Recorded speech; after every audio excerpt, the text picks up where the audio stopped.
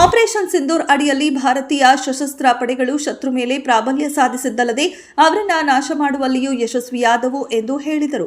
ಪಾಕಿಸ್ತಾನದಲ್ಲಿ ಪೋಷಿಸಲಾಗುತ್ತಿರುವ ಭಯೋತ್ಪಾದನೆಯನ್ನ ಹತ್ತಿಕ್ಕಲು ಭಾರತೀಯ ವಾಯುಪಡೆ ಕೇವಲ 23 ನಿಮಿಷಗಳು ಸಾಕು ಎಂದು ಅವರು ಹೇಳಿದರು. ಆಪರೇಷನ್ ಸಿಂಧೂರ್ ಜಸ್ಟ್ ಟ್ರೇಲರ್ ಅಷ್ಟೇ, ಪಿಕ್ಚರ್ ಅಭಿ ಬಾಕಿ ಹೇ ಎಂದು ರಾಜನಾಥ್ ಸಿಂಗ್ ಗುಡುಗಿದ್ದಾರೆ. ಪಶ್ಚಿಮ ಬಂಗಾಳ ಸರ್ಕಾರವು ರಾಜ್ಯ ಸರ್ಕಾರಿ ನೌಕರರಿಗೆ 25% ಡಿಎ ಅಂದರೆ ತುಟ್ಟಿ ಭತ್ಯೆಯನ್ನ ಪಾವತಿಸುವಂತೆ ಸುಪ್ರೀಂ ಕೋರ್ಟ್ ನಿರ್ದೇಶಿಸಿದೆ. ಸುಪ್ರೀಂ ಕೋರ್ಟ್ ನ್ಯಾಯಾಧೀಶ ಸಂಜಯ್ ಕರೋಲ್ ನೇತೃತ್ವದ ಪೀಠವು ಈ ಆದೇಶವನ್ನ ನೀಡಿದೆ. ಪಶ್ಚಿಮ ಬಂಗಾಳ ಸರ್ಕಾರವು 3 ತಿಂಗಳೊಳಗೆ ಈ ಪಾವತಿಯನ್ನ ಮಾಡಬೇಕಾಗುತ್ತದೆ ಎಂದು ನ್ಯಾಯಾಲಯ ಹೇಳಿದೆ.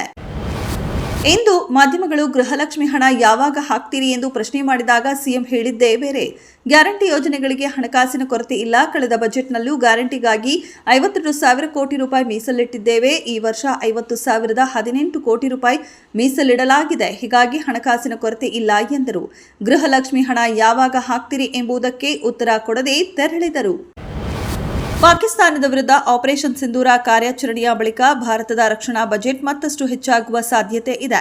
ಪೂರಕ ಬಜೆಟ್ ಮೂಲಕ ಹೆಚ್ಚುವರಿಯಾಗಿ 50,000 ಕೋಟಿ ರೂಪಾಯಿಗಳನ್ನು ಪ್ರಸ್ತಾವನೆಯಲ್ಲಿ ಸಲ್ಲಿಸಲಾಗಿದೆ. ಇದಕ್ಕೆ ಸಂಸತ್ತಿನ ಚಳಿಗಾಲದ ಅಧಿವೇಶನದಲ್ಲಿ ಅನುಮೋದನೆ ಸಿಗಬಹುದು ಎನ್ನಲಾಗಿದೆ. ಕೇಂದ್ರ ಹಣಕಾಸು ಸಚಿವೆ ನಿರ್ಮಲಾ ಸೀತಾರಾಮನ್ 2025 ಹಾಗೂ 26ನೇ ಬಜೆಟ್ನಲ್ಲಿ ಸೇನೆಗೆ ಒಟ್ಟು 6,81,000 ಕೋಟಿ ಮೀಸಲಿಡಲಾಗಿದೆ ಎಂದು ಹೇಳಿದ್ದರು.